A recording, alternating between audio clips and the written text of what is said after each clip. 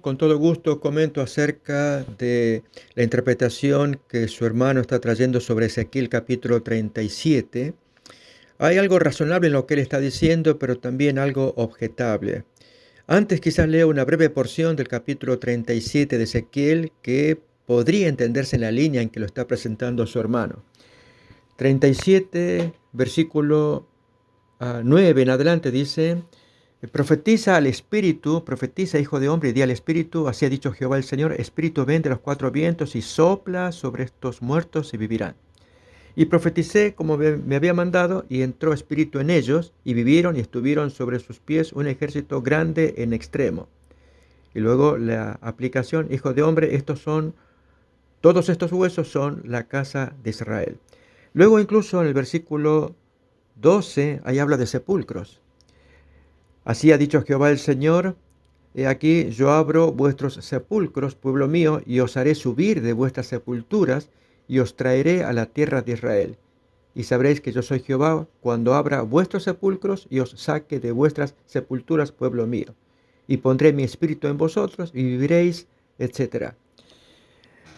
El texto bien puede también aplicarse al tema de la resurrección, pero hay que tener en consideración otro asunto que le precede. Esto es: para que haya resurrección tiene que haber dones espirituales.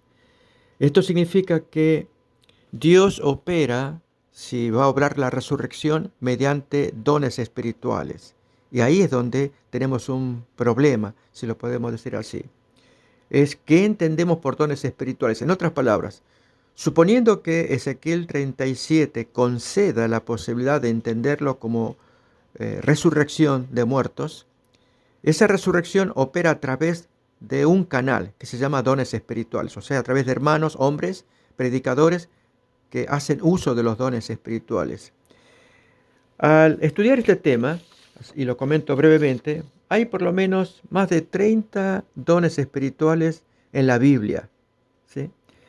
De los cuales podemos hacer una división entre dones de entrega soberana y otros que son de ejercicio o desarrollo voluntario. Este capítulo, o los capítulos de dones espirituales, están en la Biblia, son 4.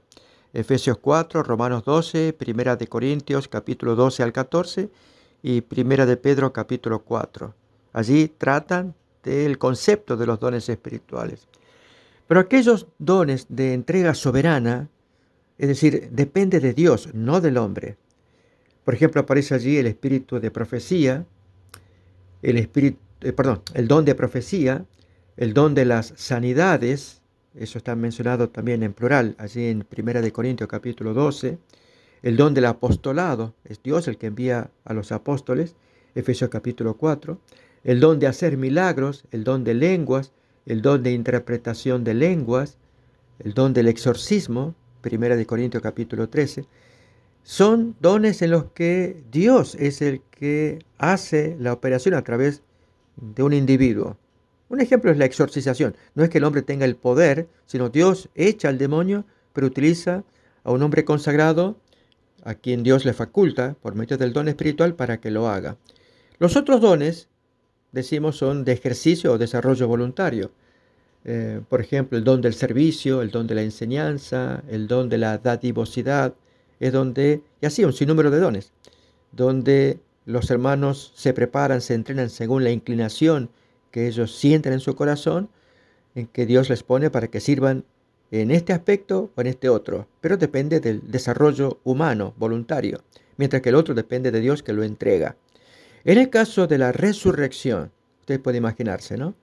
Si ese don es de desarrollo voluntario, es decir, me voy a entrenar para aprender cómo voy a resucitar a los muertos, o es una condición de parte de Dios en que Dios hace que el predicador opere la resurrección, como ocurrió con Pedro, cuando él sintió en su corazón que debía orar por Tabita. Usted se acuerda del caso aquel, esto es a finales del capítulo 9 de Hechos. Y él oró y Tabita resucitó. Y así entonces tenemos ejemplos en la Biblia en ese sentido, donde Dios es el que obra la resurrección por medio de un siervo consagrado y que tenga a quien Dios le da el don espiritual, en este caso de resucitar. Considerando esto entonces, al leer el texto de Ezequiel capítulo 37, el mensaje que ahí se da no va a ser dado tanto para promover la capacidad de resucitar, porque eso es un peligro o un riesgo, porque Satanás puede hacer falsas resurrecciones. Es el caso que cuenta el sacerdote Darío Bentancur. Hay un video de unos 5 minutos en YouTube donde él cuenta su testimonio. Un hombre agradable, humilde también, colombiano. En 1977, en la selva de Honduras, 4.000 indígenas se reunieron para orar por el cadáver de una niña de 4 años. Y llegaba de visita este sacerdote. Y allí, junto con el cura párroco, un hombre anciano, pues tenían que orar y a la vez oficiar la resurrección. Y Bentancur pues no estaba de acuerdo con eso. Era conocido por un cura milagrero, pero el punto de la resurrección no, era más allá de sus posibilidades. Él no quería, en fin, él cuenta su testimonio. Finalmente, después de respectivas oraciones, en el nombre de la Trinidad, uno oraba en un nombre, el otro en el otro nombre de la Trinidad, y así, y Bentancur cuenta con qué desconfianza él oraba abriendo los ojos, a ver qué. En fin, era que la niña siguiera descansando, muerta, y despedir a toda aquella multitud que se hizo lo que se pudo, pero Dios no quiso resucitarla. Y en eso sorpresivamente la niña se despierta y se sienta allí en el ataúd donde estaba acostada.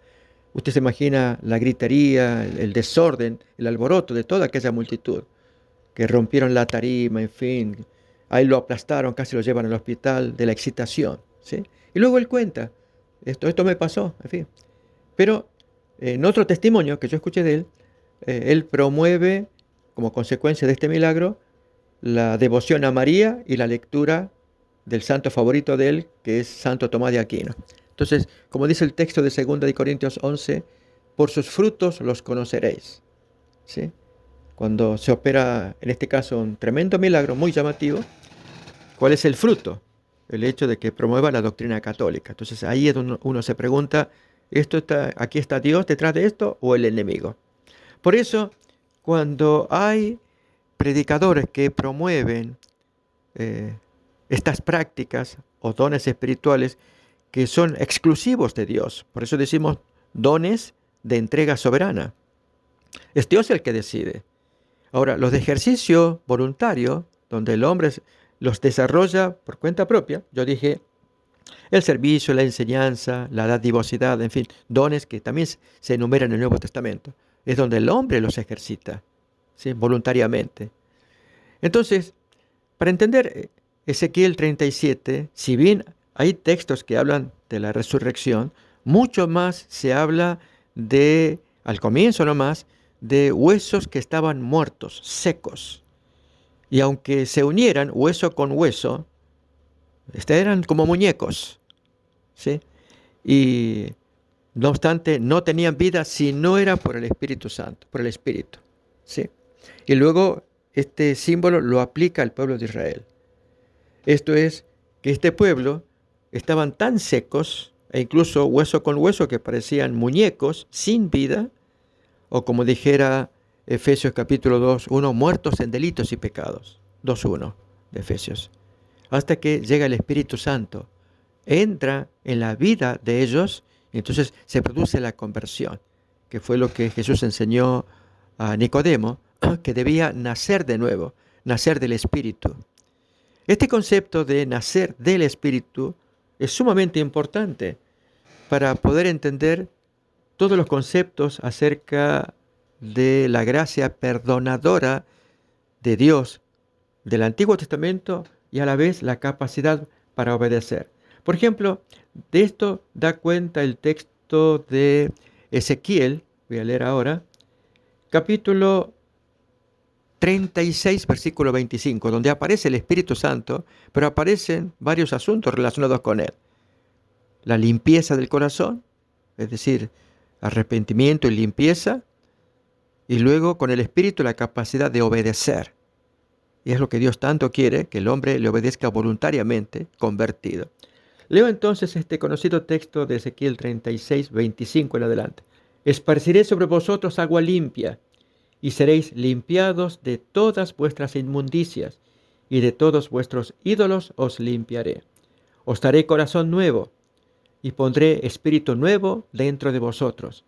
Y quitaré de vuestra carne el corazón de piedra y os daré un corazón de carne. Note que el Señor quiere transformar al creyente. Y este capítulo 36 le precede al 37, que habla en el mismo sentido de huesos muertos o huesos secos sin Espíritu Santo. Y luego el texto continúa, 36-27. Y pondré dentro de vosotros mi espíritu, y haré que andéis en mis estatutos y guardéis mis preceptos y los pongáis por obra. En consecuencia, la obediencia y las obras que Dios espera, a pesar de que hay hermanos que andan diciendo que la salvación es sin obras, en fin, enfatizan ese tema, ¿no? El texto acá nos dice que el Dios sí quiere ver los frutos de una conversión, pero una conversión operada por el Espíritu Santo. Él es el que nos da el corazón nuevo, quita el corazón de piedra, pone uno diferente, para que amemos a Dios y entonces le obedezcamos, andemos en sus mandamientos. En el caso de Ezequiel 37, el siguiente capítulo, va a hablar en la misma línea. Cuando el texto dice 37:1, el Espíritu de Jehová me puso en medio de un valle que estaba lleno de huesos, y me hizo pasar cerca de ellos por todo en derredor, y aquí que eran muchísimos sobre la faz del campo, y por cierto secos en gran manera. Y me dijo, hijo de hombre, ¿vivirán estos huesos? Y Ezequiel responde, Señor, tuya la respuesta, tú lo sabes. Entonces, Dios quiere hacer que su pueblo viva, pero viva en el Espíritu, y no tanto que resucite físicamente. O sea, el énfasis del capítulo no es tanto dado en la línea de milagros portentosos para confirmar la fe. O sea, a través de dones espirituales, que los testigos que miran esos dones puedan confirmarse en la fe. Y entonces abandonar el pecado y convertirse. No va en esa línea. Va en la línea de una resurrección espiritual. Es decir, están muertos en delitos y pecados, dirá Efesios, y entra el Espíritu Santo y comienzan a vivir. Y entonces la operación en cómo se hace esto, él dice, primero profetiza sobre estos huesos y diles, huesos secos, oíd palabra de Jehová. He aquí yo hago entrar espíritu en vosotros y viviréis. Efectivamente, así eran los judíos en la antigüedad, así somos nosotros, huesos secos. Y si entra el espíritu y vivimos, no va a ser tanto el énfasis en la resurrección. Este tema del énfasis o sobreénfasis, y en este capítulo en particular, yo observo que más bien es una desviación. Y es que en lugar de tener el foco central del tema, que es la resurrección espiritual, la entrada del Espíritu para hacer revivir la muerte que hay dentro de nosotros, en lugar de ello se aplica a un fenómeno físico externo y que para colmo puede mezclarse con los falsos milagros de Satanás, como este caso de que si bien habrá sido cierto lo que hizo este sacerdote en Honduras en 1977, yo no necesito dudar que se haya producido semejante evento, pero si uno comienza a analizar los frutos, ve que Satanás tiene capacidad de hacer muchas cosas aunque él no pueda dar vida, ¿sí? Pero engañar a la gente sí lo puede hacer absolutamente. Y en este caso lo que más necesitamos es la resurrección espiritual, que el Espíritu Santo entre en el corazón, quite el corazón de piedra, ponga uno nuevo, que diga, esparce agua sobre vosotros para limpiar las inmundicias, y entonces Él pone ese espíritu para que obedezcamos, para que hagáis mis obras, decía Ezequiel 36:27. Ojalá que con esta explicación sea más claro la concepción de este tema interesante sobre Ezequiel capítulo 37.